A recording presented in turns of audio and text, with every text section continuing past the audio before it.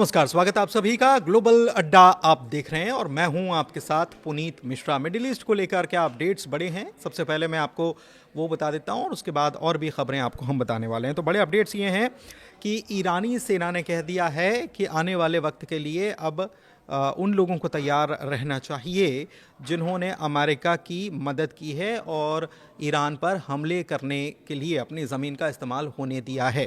क्योंकि अभी तक तो रमज़ान का महीना चल रहा था, अब ईद हो जाएगी और ईद के बाद फिर आपको सरप्राइज़ गिफ्ट मिलने वाला है, ऐसा ईरान की तरफ से कहा गया है। एक बात और है कि F-35 फाइटर जेट जो है उसको गिराने की बात सामने आ चुकी है कि एक गिरा दिया गया, लेकिन अब खबर आ रही है कि इसकी संख्या बढ़कर 2 हो गई है।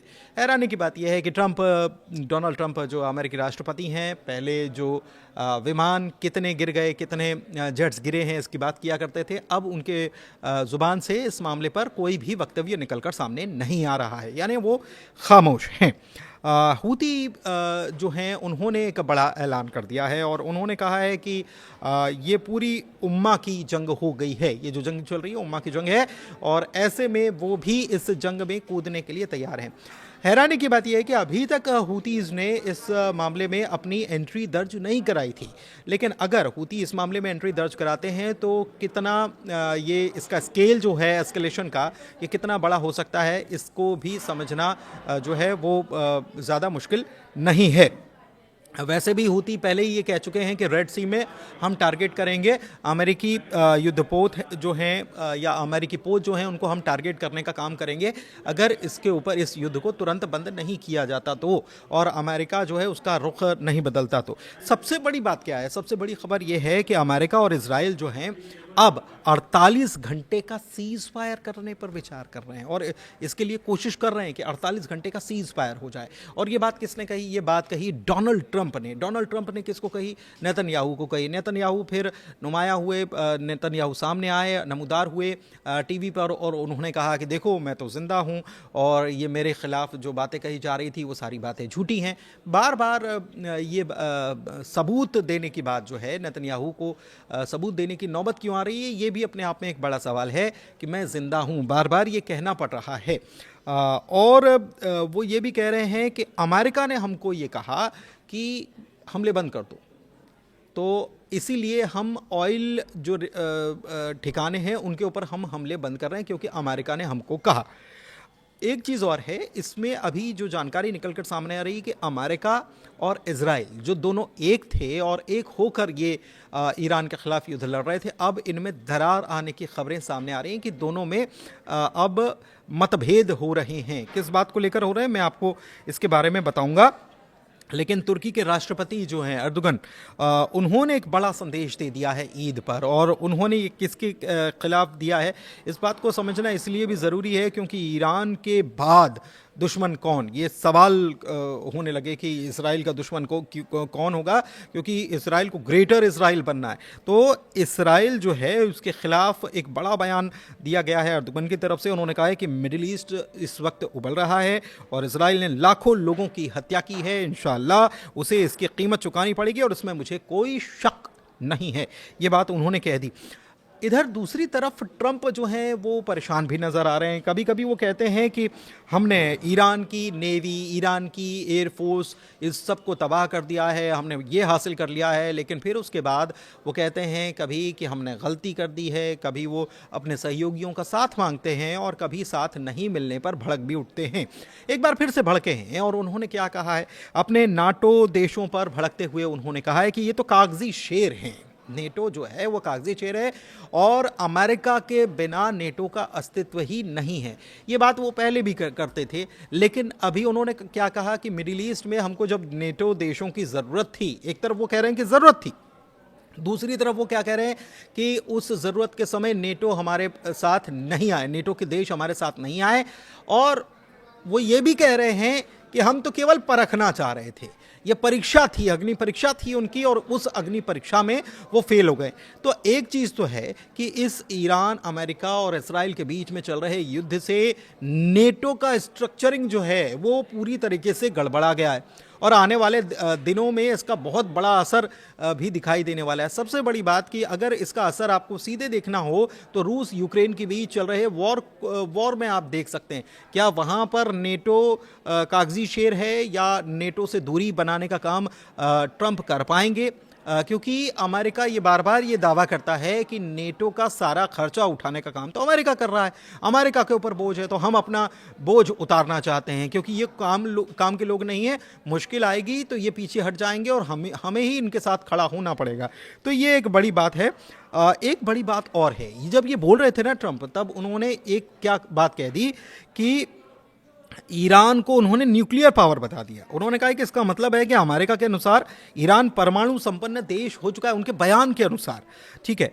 और ये जो है बड़ा हड़कंप बताने वाला या हड़कंप करने वाला बयान उनका कहा जा सकता है। लेकिन इससे पहले उन्होंने इजराइल के बारे में जब उनसे सवाल किया गया था कि आपको क्या लगता है कि इजराइल जो है एक न्यूक्लियर पावर होने के नाते क्या ईरान पर हमला कर देगा और न्यूक्लियर बम चला देगा, तो उन्होंने कहा कि मुझे नहीं लगता कि वो इसके ऐसा करने की सोचेंगे। सवाल ये है कि ना इजराइल घोषित रूप से न्यूक्लियर संपन्न देश है और ना ही ईरान घोषित रूप से न्यूक्लियर संपन्न देश है, लेकिन उसके बावजूद डोनाल्ड ट्रंप के ये बयान जो हैं या तो एक कन्फ्यूजन तरफ इशारा करते हैं या तो ये बताते हैं कि उनको डिटेल्स नहीं दी जा रही हैं और वो जो भी मन में आता है वो बोल देते हैं और उसके बाद उनको बार बार करेक्शन करना पड़ता है। इधर ये खबर भी है कि ये पहले भी हमने आपको बताया था कि इजराइल ने जो ईरान के तेल और गैस भंडार पर निशाना लगाया था उससे ट्रंप नाराज थे, क्योंकि ट्रंप ये चाहते थे कि वहाँ पर रिजीम चेंज करना है। अगर आप किसी के सामान पर या उसका तेल भंडार जो उसके लिए सबसे ज़्यादा कीमती चीज़ है उसी को निशाना बनाएंगे तो वहाँ के लोग नाराज़ होंगे, वहाँ के लोग नाराज़ होंगे तो फिर रिजीम कैसे चेंज होगा। ऐसा कहा जा रहा था कि ट्रंप इस बात को लेकर बड़े परेशान थे और इसलिए उन्होंने ये कहा कि ये हमने काम नहीं किया, ये काम इजराइल ने किया। अच्छा, इसके बाद सबसे बड़ी बात यह है कि हाल ही में जो गैस ठिकानों पर अटैक हुआ उसका जवाब ईरान ने भी दिया। और ईरान ने कैसे दिया?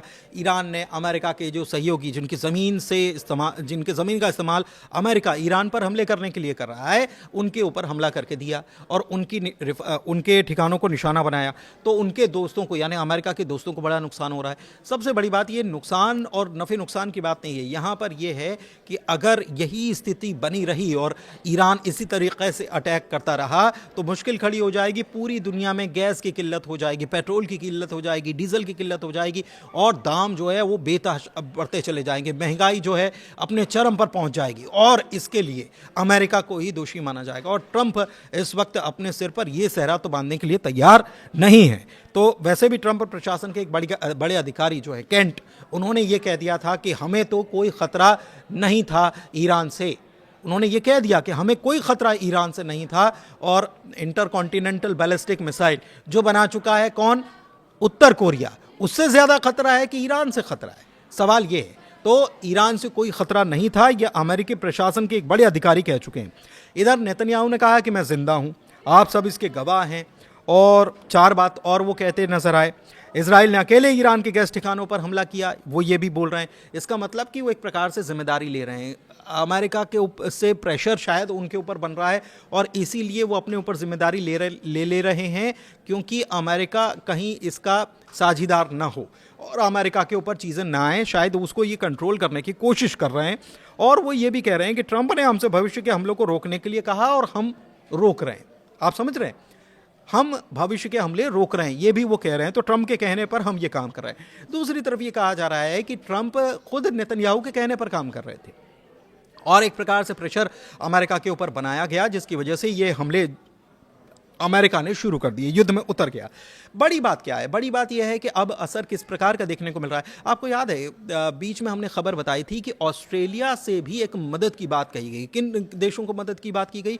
जो मिडिल ईस्ट के जो अमेरिकी एलाइज हैं उनको मदद की बात की गई। और अमेरिका ये चाहता था, हम बार बार बता रहे हैं कि अमेरिका ये चाहता था कि उसके एलाइज जो हैं मिडिल ईस्ट में जो मौजूद हैं वो ईरान के खिलाफ फुल फ्लेज वॉर छेड़ दें, और वो नहीं हो पा रहा है।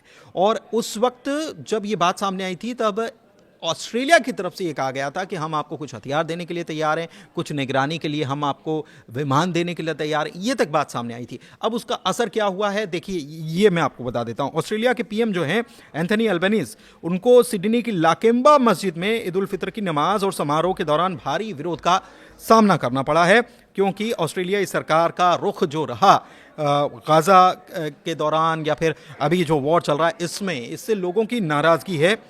3 हफ्ते हो चुके हैं ये वॉर शुरू हुआ है। अमेरिका ने इजराइल ने मिलकर 7,000 से ज्यादा ठिकानों पर हमले का दावा किया है कि हमने 7,000 ठिकानों को निशाना बनाया है। अमेरिका ने मिडिल ईस्ट में करीब 2,500 मरीन और कई युद्धपोत भी तैनात कर दिए हैं, और ईरान ने जवाब में मिसाइल और ड्रोन हमले जो हैं वो जारी रखे हैं और लगातार इसराइल को निशाना बनाया जा रहा है। इस बीच एक बड़ी खबर ये भी आ रही है कि यूएसएस त्रिपोली जो है ये आ रहा है, इसकी एंट्री होनी है, लेकिन ये कब आएगा? इसको लगेंगे करीब 3 हफ्ते ईरान तक पहुंचने में। और इस पर जो खबर निकलकर सामने आ रही है ये बड़ी अहम हो जाती है, क्योंकि ये बड़ा ताकतवर माना जाता है, लेकिन ताकतवर तो बहुत सारे जो हैं वॉरशिप्स माने जा रहे थे। जापान के ओकिनावा में ये 31वीं मरीन यूनिट के करीब 2,200 सैनिक हैं, और ये रिपोर्ट ये बताती है कि सैनिक ज़मीन और हवाई युद्ध और हर जगह लड़ने में माहिर हैं। तो युद्धपोत मामूली नहीं है, चलता फिरता किला इसे बताया जाता है। इस पर F-35 स्टेल्थ लड़ाकू जेट्स भी हैं, हालांकि 2 जेट्स ईरान ने गिरा दिए हैं, ये भी खबर है, और घातक हेलीकॉप्टर्स भी इस पर तैनात होने बताए जाते हैं।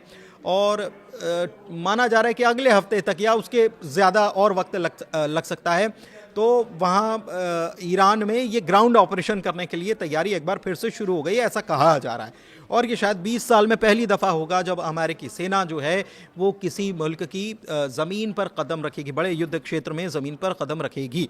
अच्छा, इस बीच क्या हो रहा है कि ईरान लगातार हमले जारी रखे हुए है। आपको मालूम है होर्मुज़ में क्या हो रहा है, उसके अपडेट्स आपको मिल ही रहे हैं लगातार, उसके ऊपर आपने नज़र बनाए हुए।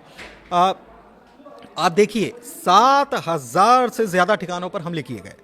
खबर क्या आई कि ईरान में 1,300 से 3,000 लोगों की मौत हुई, कुछ रिपोर्ट्स में और ज़्यादा बताया जा रहा है। लेकिन इतने हमले हुए, ट्रंप कह रहे हैं कि हमने इतने हमले किए हैं कि वहाँ अब हमला करने के लिए कुछ रहा ही नहीं है। तो आप समझिए कि वो लोग, वहाँ की जनता, आवाम जो सड़कों पर नज़र आ रही है, वो कहाँ से आ रही है? और जो बात कही जाती है कि इसराइल में बंकर्स हैं और सेफ्टी मेजर्स अपना लेते हैं लोग, तो क्या ये ईरान में नहीं है? सवाल ये भी बड़ा है, और ये बात जो है अमेरिका को परेशान किए भी हुए हैं। लेबनान में 1,000 से ज़्यादा मौत हुई है और 10 लाख लोग विस्थापित हुए हैं, क्योंकि इसराइल वहाँ पर भी लगातार हमले कर रहा है। इसराइल में भी 20 से ज़्यादा मौतों की बात कही गई है, हज़ारों लोग घायल हुए हैं। अमेरिका के 13 से 15 सैनिकों की मौत की बात कही जा रही है। आंकड़ा ईरान की तरफ से कहा जाता है कि आंकड़ा बड़ा है और अमेरिका इस बात को छुपा रहा है, या अमेरिका इस बात को मानेगा नहीं, कभी एक्सेप्ट नहीं करेगा। यूएई, कुवैत और दूसरे देश जो हैं वहाँ पर भी कई लोगों की जान गई है। कुल मिलाकर 20,000 से ज़्यादा लोग जो हैं वो घायल इसमें हुए हैं। ये जो अभी तक करीब आप समझ लीजिए कि 3 हफ्ते हो गए, 3 हफ्ते कंप्लीट हो चुके हैं। तो ये पूरा अपडेट मैं आपको बता रहा हूँ। असर क्या हुआ है? असर ये हुआ है कि तेल की कीमतें लगातार बढ़ रही हैं। 100 से $120 प्रति बैरल तक तेल की कीमतें पहुंच गई हैं। स्ट्रेट ऑफ होर्मुज़ में तनाव लगातार बना हुआ है। अपनी शर्त ईरान ने रखी थी है कि यहाँ से गुजरना होगा तो आपको चीनी पैसे में डील करनी होगी। मतलब इससे ये भी पता चल रहा है कि एक नया रुख क्या हो रहा है। ईरान और चीन कितने करीब आ चुके हैं, इससे आप समझ लीजिए कि ईरान अपनी जो करेंसी उसमें भी पैसा नहीं मांग रहा। ईरान कह रहा है कि चीनी उसमें करो, तो आप समझिए कि चीन की अर्थव्यवस्था मजबूत होगी तो ईरान को कहीं ना कहीं इससे फ़ायदा मिल ही रहा होगा। तभी तो ये चीन के लिए उसने ये बहुत बड़ी बात ये कह दी है युआन के लिए। ऊर्जा और महंगाई का संकट बढ़ने का खतरा होने लगा है, और इस बात की आप समझ लीजिए कि इस बात को अगर आपको पता करना हो तो आप किसी चाय की रेहड़ी पर जाएंगे तो आपको पता चल जाएगा कि 10 रुपए की चाय 15 रुपए की हो गई है। तो ये महंगाई का असर अभी से दिखने लगा है। आने वाले दिनों में अगर किल्लत बढ़ती है, आपने देखा कि तेल के ऊपर असर भारत में भी कहीं ना कहीं दिखाई देने लगा है, और आने वाले दिनों में अगर किल्लत बढ़ती है, आने वाले दिनों में यह संकट बना रहता है, युद्ध और जारी रहता है, तो और मुश्किल आ जाएगी। अमेरिका इस बात को समझ रहा है। भली भांति जान रहा है, इसराइल भी जान रहा है कि अगर ये मुश्किल हो गई तो बहुत बड़ा संकट उनके लिए खड़ा हो जाना है। और इसीलिए ये बात निकलकर सामने आई जो मैंने सबसे पहले आपको बताया कि 48 घंटे की सीज फायर की बात कही जा रही है। सीज फायर मतलब कि ऐसे ठिकानों पर हमला नहीं करेंगे जो गैस या ऑयल से जुड़े हुए हों।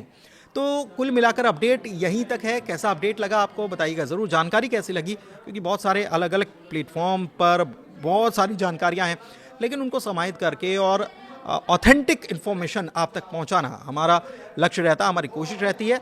कैसी लगी जानकारी बताइएगा ज़रूर। फिलहाल इस वीडियो में इतना ही, बहुत शुक्रिया।